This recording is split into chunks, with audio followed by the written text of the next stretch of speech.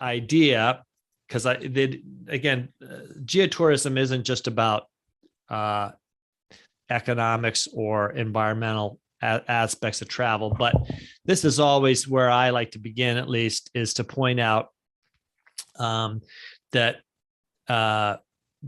travel and transportation has a sizable impact, or is a sizable chunk of the U.S. CO2 emissions. And if you look at this chart, you see, oh, air travel is just 5%. That's not very big. What's the big deal? Until you realize the U.S. is the world's largest carbon emitter. I mean, China and the U.S. are kind of neck and neck, but remember, they have 3 times as many people as we do. So we emit 3 times as much carbon per person. So that 5% is a pretty sizable amount. Also, automobiles are 25% of our carbon emissions, and electricity is 36%. So anyway, you add those 3 together, you have 75% of the carbon emissions in the U.S. Now, let's broaden this out to global tourism, and let's just look at the carbon footprint of global tourism. 49% of our travel carbon footprint is just transport. I mean, 49% is close enough to 50% for me. And there was an interesting thing that happened last year just about all this, when the kind of world went into sort of a lockdown in March and April, which wasn't a very good, I mean, it wasn't a happy time. None of us remember, I look back with fondness on those month or 6 weeks that we were all locked down. That was, we don't have nostalgia over that. But in a lot of places in the world, their air cleared up because people weren't out on the road driving. And I think there's one that really struck me was northern Italy, the air over Milan, that kind of area, which is a very densely populated part of Italy. It's also kind of bounded on the north by the Alps. So it's kind of like California, where there's weather patterns and geography can kind of combine to trap air. And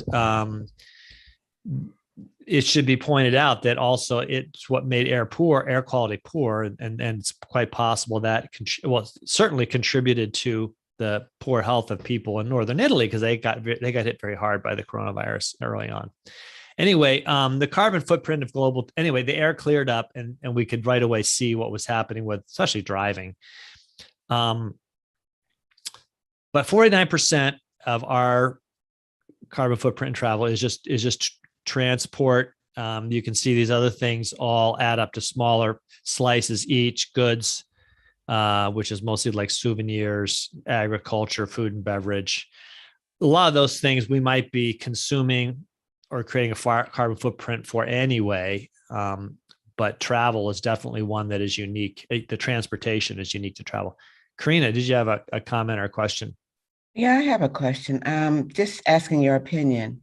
Do you think if we had better like public transportation systems, as like a lot of Europe does, would we not have so much of a carbon footprint with automobiles? Definitely. Definitely. Actually, I don't have the figures here on a chart, but I know I've seen in the past the carbon footprint of Europeans is significantly less than Americans. And, Europe is a similar enough culture in terms of like lifestyle and a lot of things, and standard of living. And I mean, I'll give it. So yes, definitely automobiles are huge. And I think I've got a chart coming up that shows you how relatively speaking, what the carbon footprint of different transportation methods are. One thing to mention also, I mean, I'll just give an example. We have friends from Germany. Their daughter was an exchange student with us. We've gone back and forth to see each other several times. And I just remember when Fred comes to our kitchen, the first thing he said, first of all, he noticed how big it was. It was over twice as big as his kitchen. And my kitchen isn't even that big. I mean, it's big, but it isn't that big. My in-laws have a much bigger kitchen. And there's and he stood in front of my refrigerator and went, because my refrigerator is like twice as big as his. And it's just like we forget these things. If I come upon that chart, I'll show it to you. I think, oh, I know. In the class I do on train travel, I show that it's um, uh, a graph that shows the comparable amounts of carbon released, and you can see that trains and buses emit significantly less than automobiles. And so many of our cars, we just drive one of us in a car at a time too. And yeah, we're driving around a vehicle that maybe only gets 20 miles to the gallon, and there's one of us. I'm not going to criticize if any of you fall in that pattern. I can do that too, but that's the answer is, Karina, yes. And are automobiles worse than, or no, are trains better than airplanes? I mean, we can't always use a train for everything, but I'm just saying, I'm just asking.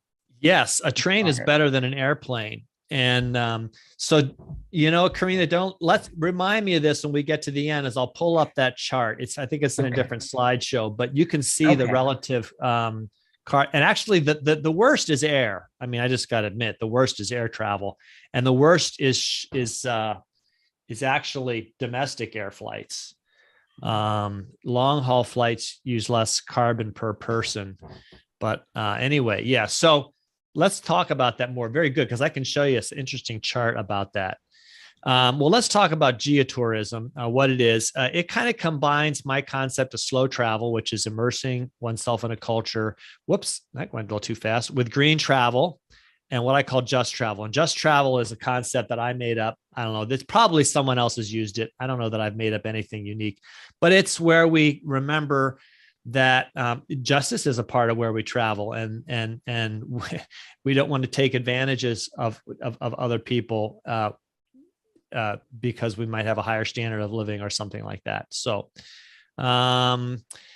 travel has impact on the places we go in many ways, from pollution or trash we might leave behind toward overwhelming a natural environment.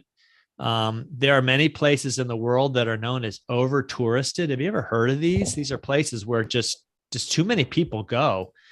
And, Rick Steves is often accused of creating a bunch of over touristed destinations, because he'll go to a place like Cinque Terre and suddenly everybody wants to go. And, these all have, mixed experience. I mean, it's a mixed experience over tourism, because tourism is good. It has lots of benefits and we should travel. So I want to emphasize that, but there are places in the world that just have too many people visiting. And a lot of it is, actually a place we've done a class on that is considered over touristed. And we talked about this actually during the class, was Venice. And some of those who were helping me lead the class said, well, it is true, but they showed me how you kind of get off the beaten path. But what happens at a place like Venice? You got a lot of people visiting, crossing from the mainland, and then you got cruise ships pulling up and just letting out